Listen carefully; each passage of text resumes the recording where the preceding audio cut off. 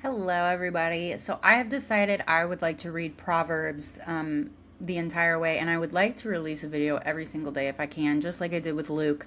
I really enjoyed having a video go out every day, and I enjoyed reading it every day.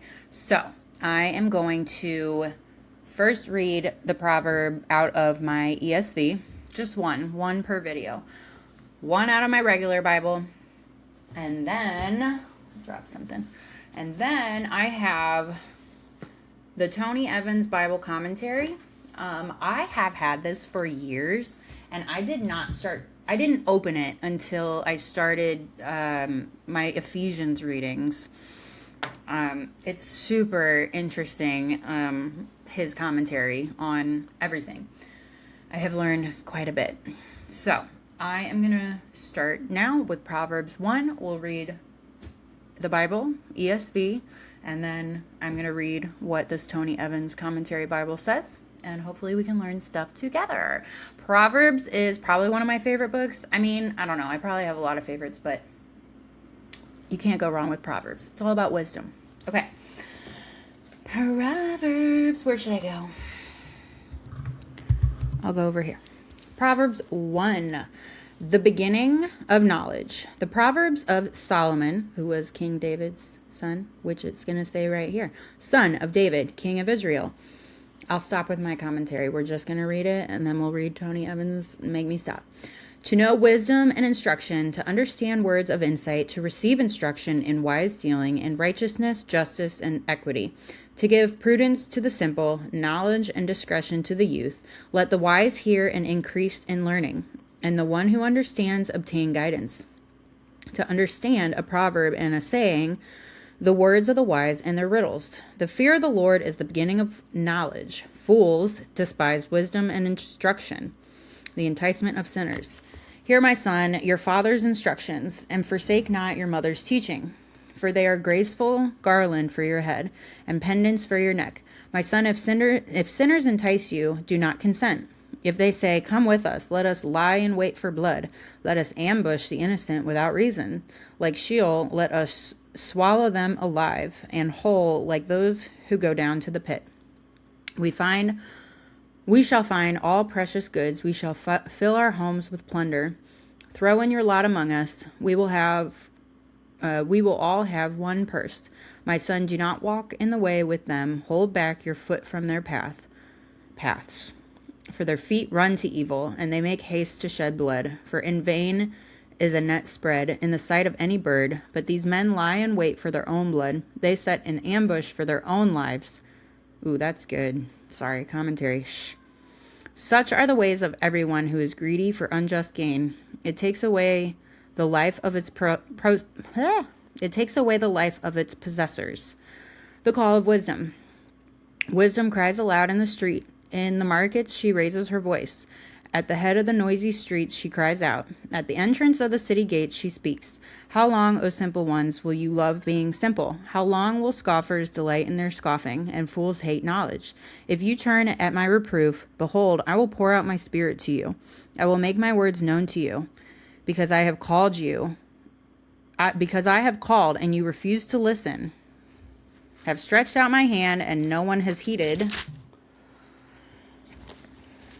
Because you have ignored all my counsel and would have none of my reproof.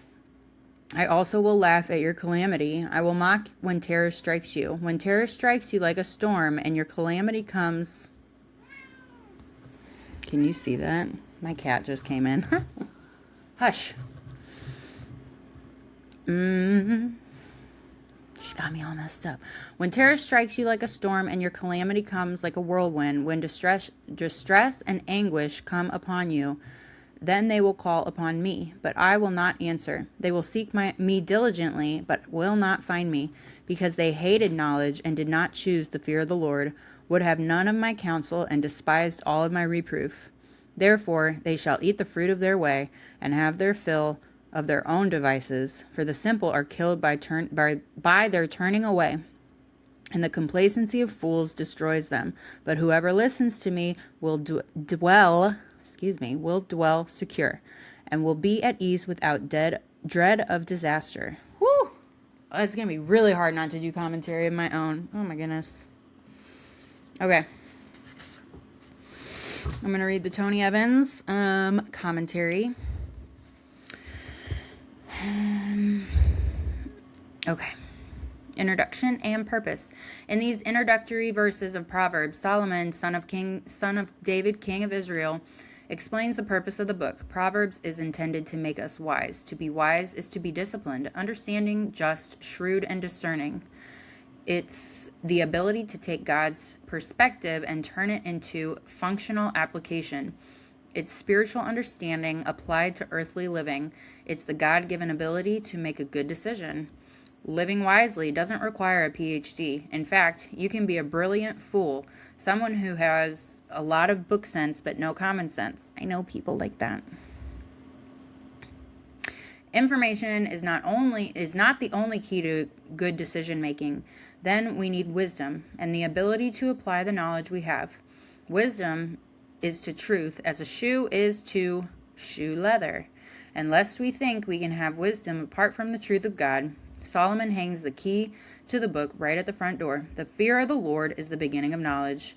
To have true knowledge is to perceive the right nature of a thing, and it is not possible to be truly wise without fearing the Lord. This doesn't mean walking around feeling terrified of God. It means holding him in reverence, taking him seriously.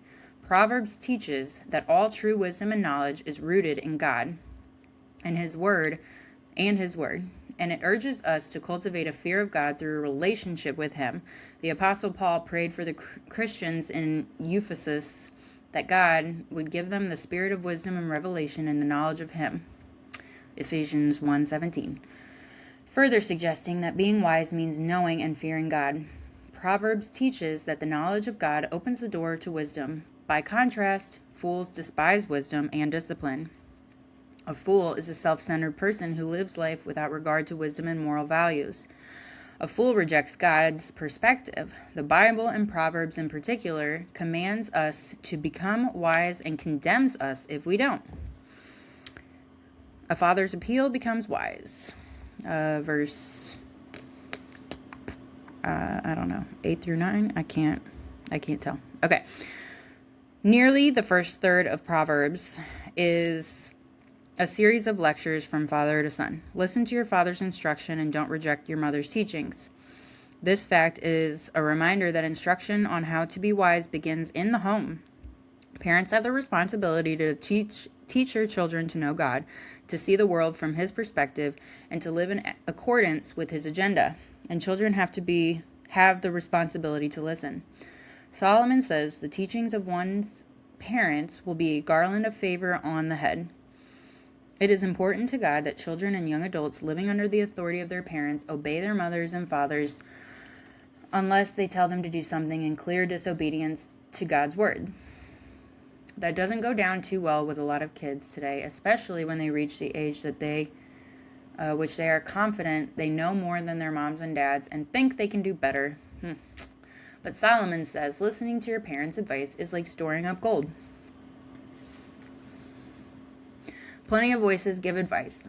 All of us are subject to many influences, and we often become like those in whom we associate. Ain't that the truth? Solomon tells his son, if sinners entice you, saying, come with us, encouraging you to commit wickedness and promising reward, don't travel that road with them and stay away from them, because their feet run toward evil.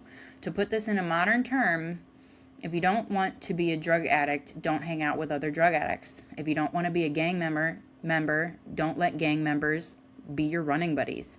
Bad company corrupts good morals, 1 Corinthians 15:33.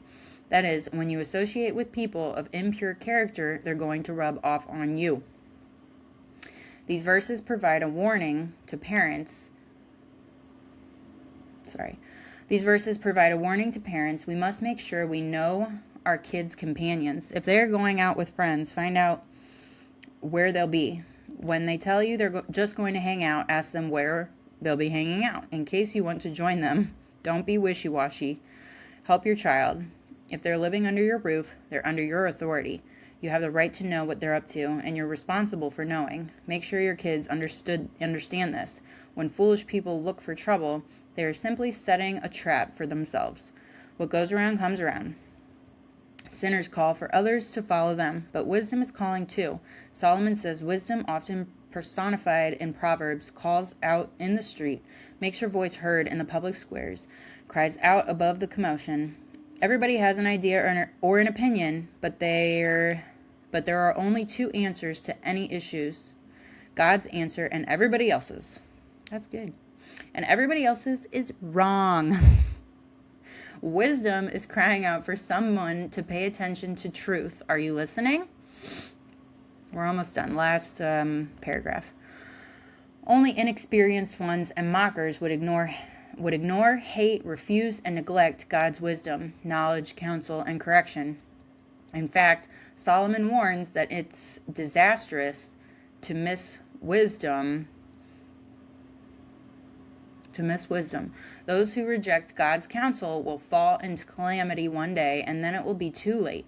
You do not want to hear God declare to you, I will laugh at your calamity. I will mock when terror strikes you. I know, right? That's like, ouch.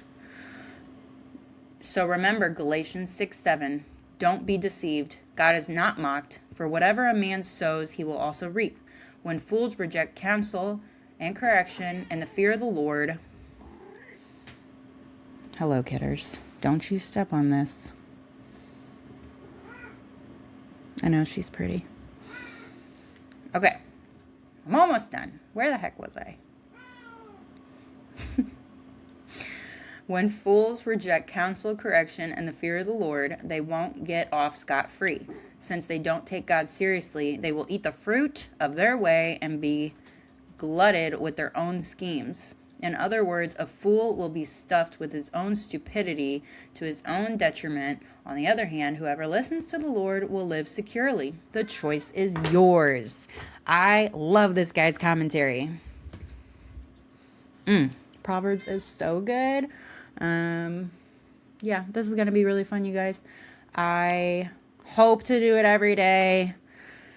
It was a lot longer than I even... Oh my gosh, it's already 12 minutes.